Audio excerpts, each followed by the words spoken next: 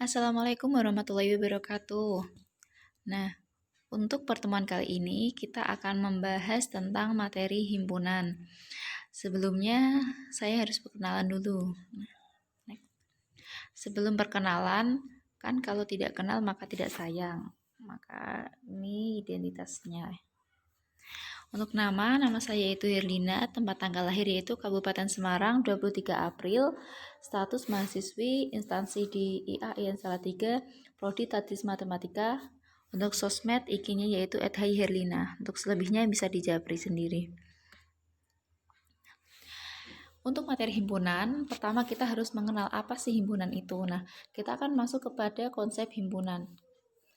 Dengan definisi himpunan yaitu kumpulan benda atau objek yang terdefinisi dengan jelas. Untuk lebih jelasnya, kita akan melihat kepada contoh. Di sebelah kanan ada contoh himpunan yang bukan, dan sebelah kiri adalah contoh himpunan. Nah,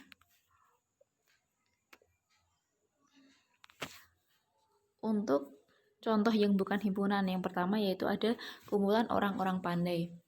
Kenapa orang-orang pandai itu dikatakan bukan himpunan? Karena orang pandai itu relatif, tidak bisa didefinisikan dengan jelas seperti apa kriteria pandai. Untuk contoh yang kedua yaitu kumpulan orang kaya di Ungaran.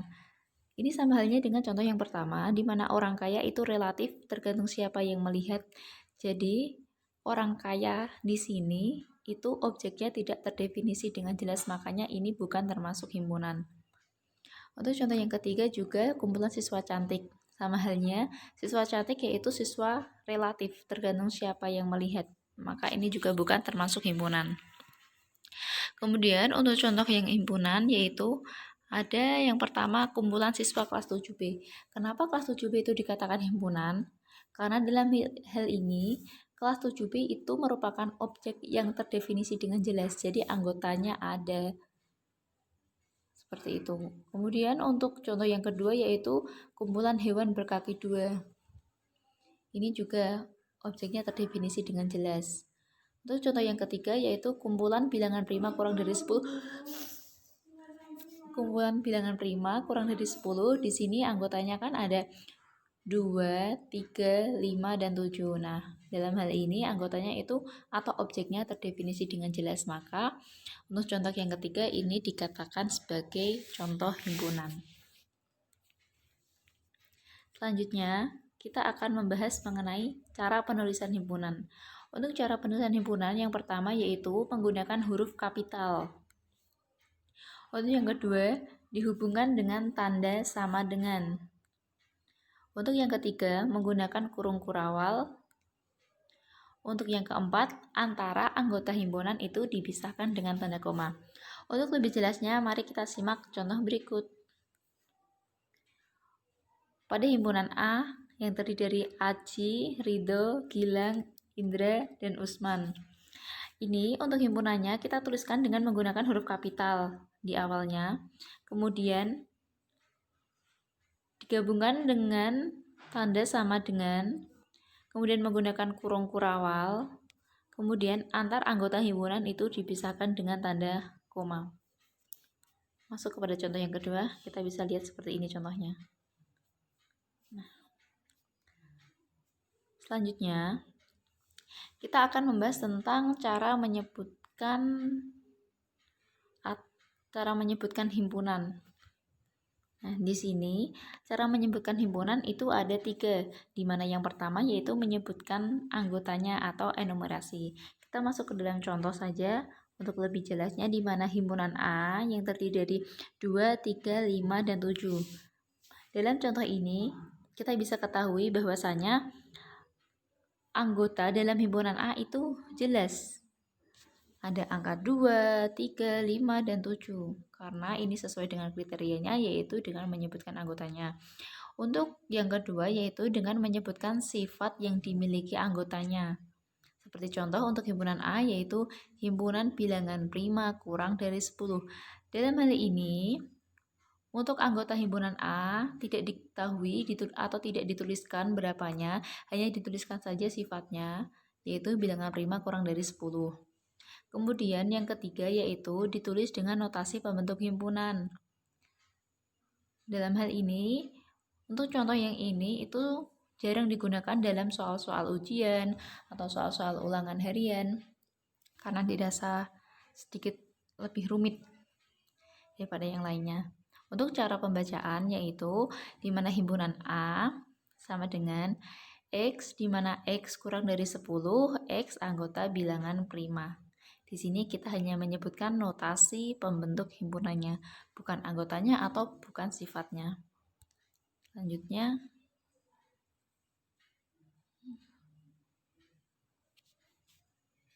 nah dari tiga ini adalah merupakan cara untuk menyatakan himpunan.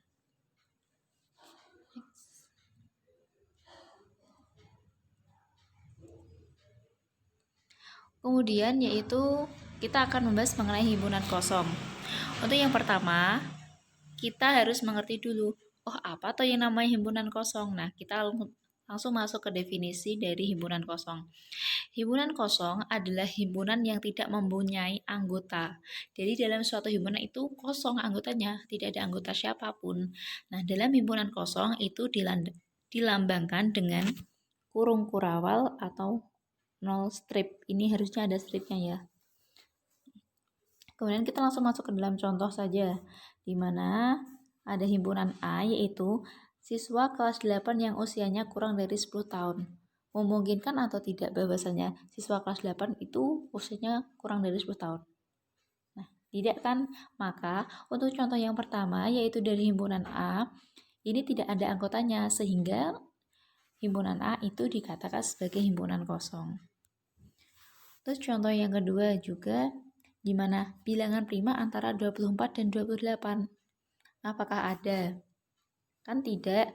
Nah, maka dari itu untuk contoh yang kedua itu juga dinamakan himpunan kosong karena tidak mempunyai anggota antara bilangan prima 24 dan 28.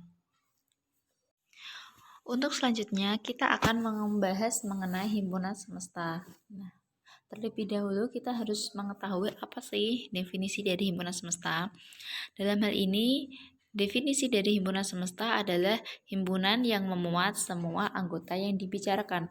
Jadi, apabila ada himpunan A, himpunan B, himpunan C, maka untuk semestanya yaitu kumpulan dari himpunan A, B, dan C. Jadi, keseluruhan kita masukkan ke dalam semesta. Dalam hal ini, himpunan semesta itu dilambangkan dengan huruf S besar. Untuk lebih lengkapnya, kita masuk ke dalam contoh. Yang pertama yaitu ada himpunan A dengan anggota 1, 2, 3, 4, 5, 6. Jadi, S yang mungkin dari himpunan A yaitu himpunan semesta sama dengan 1, 2, 3, 4, 5, 6, 7, dan 8. Kemudian himpunan semesta yaitu himpunan bilangan bulat dan semesta dari bilangan asli. Selanjutnya, kita akan membahas diagram Venn. Di sini kita harus lebih teliti tentang anggota-anggota dari himpunannya dan cara penggambaran diagramnya seperti itu. Kita langsung masuk contoh pertama di mana ada himpunan A 1, 2, 3 dan himpunan B 3, 4, 5 dan semestanya yaitu 1, 2, 3, 4, 5, 6. Dalam hal ini atau contoh yang pertama ini, diketahui bahwasanya pada himpunan A dan himpunan B terdapat satu anggota yang sama. Jadi, untuk cara penulisannya yaitu, kita ketahui untuk lingkaran yang pertama kita isikan 1, 2, 3. Dan untuk lingkaran yang kedua kita isikan 3, 4, 5. Di mana 3 itu berada di antara lingkaran A dan B. Jadi gambarnya harus seperti ini. Berhubung untuk himpunan A dan B itu hanya sampai 5, sedangkan di semesta itu sampai 6, maka 6-nya kita tuliskan di luar lingkaran, tapi masih dalam lingkup semesta. Selanjutnya, ini contoh untuk himpunan B itu termasuk ke dalam himpunan A. Jadi, kita langsung masuk ke dalam gambarnya seperti ini. Kita ketahui untuk himpunan A yaitu ada anggotanya 1, 2, 3, dan 4, dan untuk himpunan B yaitu anggotanya 3 dan 4. Jadi dalam hal ini untuk anggota himpunan B masuk ke dalam anggota himpunan A. Kita bisa lihat cara penggambaran diagramnya seperti ini. Jadi bedakan dengan contoh yang pertama. Di sini juga semesta sampai 6 anggotanya, untuk himpunan A dan B hanya sampai 4. Maka dari itu, untuk anggota semesta 5 dan 6 kita tuliskan di luar lingkaran dan masih dalam lingkup semesta. Selanjutnya, untuk contoh diagram Venn yang antara himpunan A dan himpunan B itu tidak ada kesamaan anggotanya. Kita bisa lihat kan di sini ada himpunan A yang terdiri dari 1, 2, dan 3, himpunan B yaitu 4, 5, 6, dan 7. Kita tuliskan yang pertama ada himpunan A dulu digambar seperti ini. Kemudian ada himpunan B yaitu 4, 5, 6, dan 7. Karena tidak ada kesamaan dalam anggotanya, maka lingkaran himpunan A dan himpunan B itu diberi jarak seperti ini. Nah, di sini untuk semestanya itu anggotanya hingga 9, namun A dan B itu hanya sampai 7. Maka untuk anggota 8 dan 9 itu berada di luar lingkaran tapi masih dalam lingkup semesta. Seperti itu. Sekian penjelasan dari saya. Untuk lebih jelasnya nanti bisa ditanyakan, dan terima kasih. Sampai bertemu di materi berikutnya. Wassalamualaikum warahmatullahi wabarakatuh.